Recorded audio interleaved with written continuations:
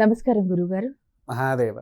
గురుగారు, స్వాతి నక్షత్రంలో జన్మించిన వారి గుణగణాలు, వారి స్వభావం ఏ విధంగా ఉంటుంది, అలాగే వారు పాటించాల్సిన పరిహారాల గురించి వివరించండి. చాలా అద్భుతమైన ప్రశ్న అమ్మ.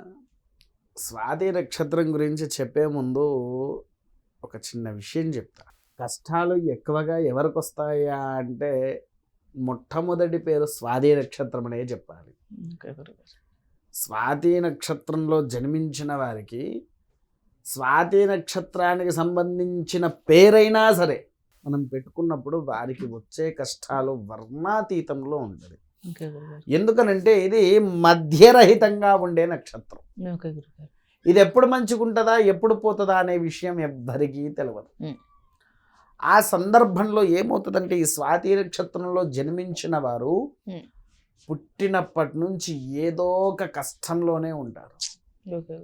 ఎలాంటి కష్టము అని అంటే అది చెప్పడం కంటే అమ్మ చూసినా చెప్పినా అసలు దాన్ని మనం ఎలా అయినా వాళ్ళ కష్టాన్ని చూస్తేనే మనకు కళ్ళకి ఏడుపు వస్తుంది. అంత కష్టం ఎవరికి ఉంటుందయ్యా అంటే ఈ స్వాతి నక్షత్రం వారికి ఉంటుంది. పైగా మధ్యరహితంగా ఉండేసరికి ఏమవుతుంది అని అంటే ఈ నక్షత్రానికి 7 ఏళ్ళ నాటి శని, అష్టామ శని తొందరగా వీళ్ళకు పోవు. ఓకే గురు, అంటే ఆ సమయం వెళ్ళిపోయినా కూడా ప్రభావం ఉంటుంది. ఎందుకంటే ఒకటి అయిపోయిన దానిలోపు ఇంకొకటి వచ్చేస్తుంది శని దోషం. ఓకే గురుగారు అన్నారా? అలా వారు ఇబ్బందులు పడుతూ ఉంటారు. ఆ ఇబ్బందుల వల్ల వీరు పాపం పైకి ఎదగని వాళ్ళు స్వాతి నక్షత్రం వాళ్ళు చాలా మంది ఉన్నారు తల్లి. 100లో 10-15% ఎదిగిన వాడు ఉంటే 85% ఎదగని వారే ఉన్నారు. అంతటి పాపమైన నక్షత్రం ఏదయ్యా అంటే స్వాతి నక్షత్రం.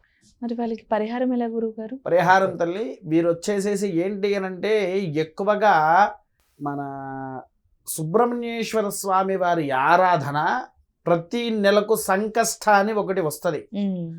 సంకష్టహర చతుర్థి మనం ఆచరిస్తే వీరికి ఉండే కష్టాలు కూడా తొలగిపోతూ ఉంటాయి. అందులో వీళ్ళు ఏంటి అని అంటే ఈ సంకష్ట ఆచరించేటప్పుడు ఏం చేయాలి? ఉదయం పూట స్వామి వారికి గరికలు ఉంటాయి కదా. గరిక అంటే ఐడియా ఉందారమ్మా? ఉంది గురుగారు. ఉన్నది కదా. ఆ గరికలను 21 గరికలను ఏకమార్చి ముడివేసి అట్లా 21 గరికలు కలిపి 22 గరికలు వేసి మాల తయారు చేయాలి. మాల తయారు చేసి అది తీసుకుపోయి గణపతికి వేసినటువంటి ఎడల వీళ్ళకు వచ్చేటువంటి దరిద్రం అనేది తొలుగుతూ ఉంటుంది. తర్వాత రెండోది ఏంటి అనంటే దత్తాత్రేయుల వారి యొక్క ఘోర కష్టోత్తర స్తోత్రము అని ఉంటుంది తల్లి. ఆ ఘోర కష్టోత్తర స్తోత్రాన్ని గనక వీరు చదివిన, ఆ ఘోర కష్టోత్తర స్తోత్రాన్ని వీరు పఠించిన వీళ్ళకు ఉండేటువంటి సకల కష్టాలు కూడా తొలగిపోతూ ఉంటాయి.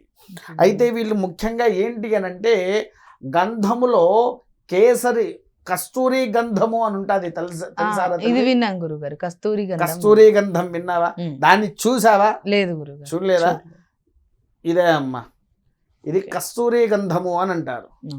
ఈ కస్తూరి గంధాన్ని ఎవరైతే వాడుతారో, ఈ కస్తూరి గంధాన్ని ఎవరైతే ధరిస్తారో వాళ్ళల్లో ఉండేటువంటి సకల దరిద్ర దోషాలు తొలగుతాయి.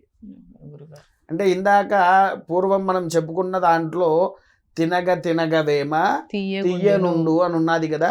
ఇది నిత్యంగా వాళ్ళు ధరిస్తూనే ఉంటే స్వాతి నక్షత్రానికి ఉండేటువంటి దోషాలు తొలగిపోయి ఈ గంధపు యొక్క శక్తి వారి శరీరంలోకి పోతుంది. అయ్యా బొట్లు ఎందుకు చాలామంది అని అడుగుతూ ఉంటారు. ఈ బొట్లు కూడా ఎందుకు ధరించాలి? మనలో ఉండేటువంటి చెడు శక్తి నివారణ చేసి పాజిటివ్ శక్తి, ఒక మంచి శక్తి అనేది మనకు వచ్చేటువంటిదే ఈ యొక్క గంధపు శక్తి. ఇవన్నీ పైగా ఇవన్నీ ఏంటి అంటే కేవలం ఇట్లా తయారు చేసి అమ్మేటివి, తయారు చేసి ఇచ్చేటివి కాదు. వీటిని ఏం చేస్తాము? 90 రోజులు అమ్మవారి దగ్గర పెట్టి పూజలు గావించి వాళ్ళల్లో ఉండే సకల కష్టాలు కూడా తొలగిపోవడానికి కోసము మేము తయారు చేసి 90 రోజులు అమ్మవారి దగ్గర ఉంచి వారికి ఇస్తూ ఉంటాము. దీన్ని కూడా ఒక్కసారి చూడు తల్లి.